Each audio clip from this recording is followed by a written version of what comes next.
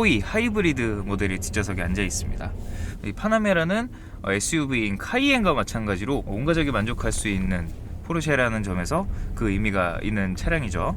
이 파나메라 차량은 전장이 5m가 넘고 2950mm, 약 3m에 달하는 휠베이스를 가지고 있기 때문에 이 전반적으로 보시면 아시겠지만 실내 공간에서 상당히 넉넉한 모습을 보여주고 있는 것을 알 수 있습니다. 이 차량이 스포티한 드라이빙을 지향하는 차량인 만큼 상당히 날렵하게 디자인이 됐음에도 이 헤드룸이나 이 레그룸이 상당히 넉넉한 모습을 볼 수가 있죠. 파나메라의 뒷좌석 시트는 5대5로 독립된 구성을 취하고 있는데 가운데 커다란 컨트롤 패널을 마련해서 뒷좌석 편의성을 높이는 데 집중한 것 같습니다. 차량 폭이 상당히 넓은 만큼 이 시트도 상당히 좌우 폭이 넓어서 승객을 포근하게 감싸는 느낌이 많이 드는 시트입니다. 버킷 시트 형상의 시트가 탑재되어 있기 때문에 과격한 주행 시에도 뒷좌석 승객의 몸까지 잘 잡아주는 그런 모습을 볼 수가 있습니다.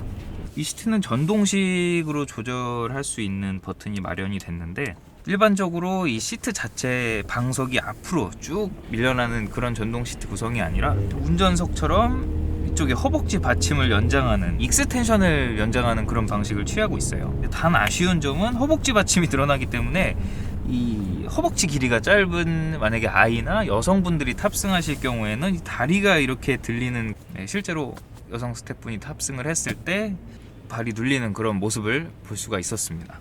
이 등받이 각도도 조절이 되는데 이 움직임 자체가 보시다시피 너무 굼떠서 좀 사용하기에는 좀 답답함을 유발할 수도 있을 것 같아요. 이 포르쉐 파나메라 포이 하이브리드의 승차감은 액티브 에어 서스펜션이 탑재가 되어 있어서 이 우철을 지나갈 때 스포츠 플러스 모드에서는 시트가 등을 때리는 느낌이 들 정도로 상당히 탄탄한 모습을 보여주고 있는데 하이브리드 모드나 이제 e파워 모드에서는 노면의 요철을 상당히 부드럽게 커버하는 그런 승차감을 보여주고 있습니다. 그리고 이 시트 쿠션 자체도 상당히 푹신푹신한 편이어서 노면의 충격을 이 시트 자체도 상당히 많이 걸러주고 있는 것 같아요. 특히 이 하이브리드 모드에서는 이 엔진 소음이 상당히 억제가 되어 있고 특히 EV 모드로만 주행을 할 때는 전혀 어떠한 소음도 들리지 않고 상당히 부드러운 그런 모습을 보여주고 있죠. 이 차는 플래그십 세단답게 뒷좌석 승객에 대한 배려가 넘치는 편인데 무려 3개의 포지션을 지원하는 메모리 시트가 탑재되어 있는 점도 플래그십다운 편의사양이죠. 근데 이 시트 자체의 움직임 폭이 상당히 크지 않아서 이 메모리 시트가 과연 활용도가 높을지에 대한 의문은 조금 있습니다.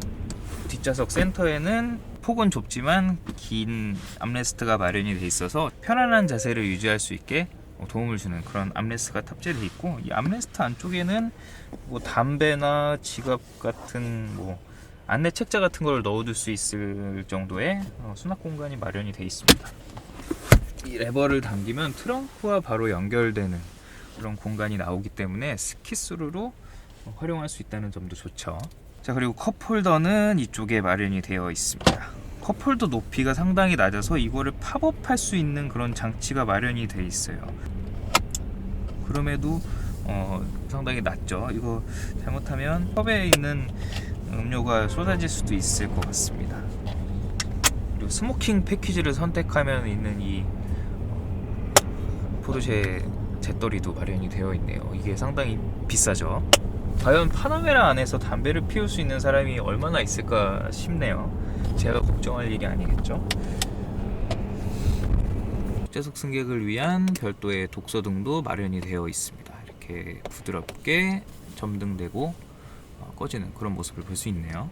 파나메라의 가장 큰 특징은 2열을 관통하는 이 센터 컨트롤 패널인데 이 부분을 터치 스크린으로 마련해서 상당히 다양한 기능, 미디어 기능이나 내비게이션 그리고 이 공조 기능을 컨트롤할 수 있게 만들어 놨습니다. 터치 패널로 마련이 되어 있는데 이 누를 때 바로 즉각적인 반응이 느껴지도록 햅틱 기능이 설정이 되어 있어서 터치를 할 때 오작동하는 느낌 없이 터치이지만 직결감이 느껴지는 그런 버튼을 사용하고 있어서 상당히 고급스러운 그런 느낌을 주네요.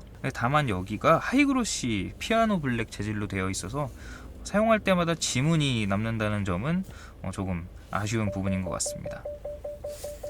그리고 이 B필러에도 에어벤트를 마련해서 뒷좌석 공조 환경을 쾌적하게 유지할 수 있다는 점은 상당히 좋은 부분인 것 같습니다. 네, 그 밖에 이제 미디어 기능을 뒷좌석에서 조절을 할 수가 있는 점도 좋죠.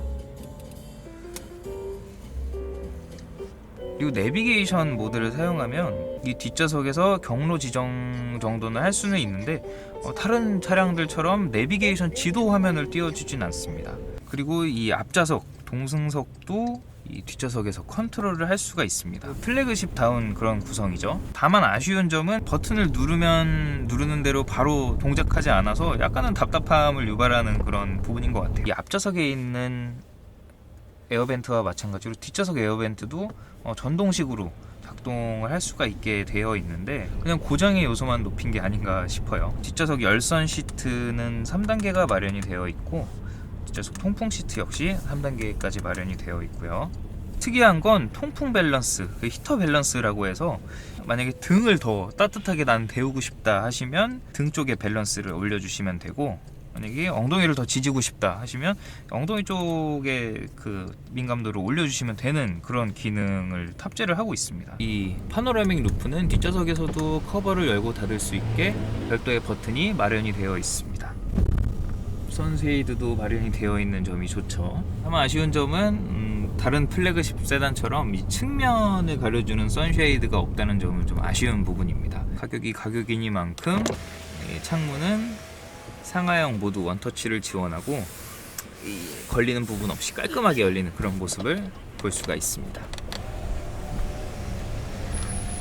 뒷좌석 승객의 시야는 이 시트 포지션이 조금 앞좌석보다 높게 배치되어 있는 것을 알 수가 있습니다. 따라서 앞좌석을 약간은 내려다보는 그런 구성을 취하고 있어요. 근데 다만 앞좌석 시트 자체가 버킷 시트여서 가오리 모양으로 상당히 뒷좌석 승객의 시야를 많이 가리고 있기 때문에 시야가 쾌적하다는 느낌은 받을 수 없다고 말씀을 드릴 수 있을 것 같아요. 네, 전반적으로 살펴본 포르쉐 파나메라의 뒷좌석은 의외로 부드러운 승차감을 보여주는 모습이 상당히 인상적이고 이 공간에 대한 만족도가 상당히 좋다는 점이 강점이 될 수 있겠네요. 뒷좌석에 가족이 탑승하거나 아니면 손님을 모실 때도 만족스러운 그런 승차감을 누리실 거라고 생각이 됩니다. 가격에 걸맞는 요소들로 가득 채워져 있죠. 뒷좌석 승객을 위한 편의 장비는 아주 풍부하지만 이 미디어 기능을 작동할 때는 약간은 불편함이 있다는 점, 조작 편의성이 떨어진다는 점은 아쉬운 부분인 것 같습니다.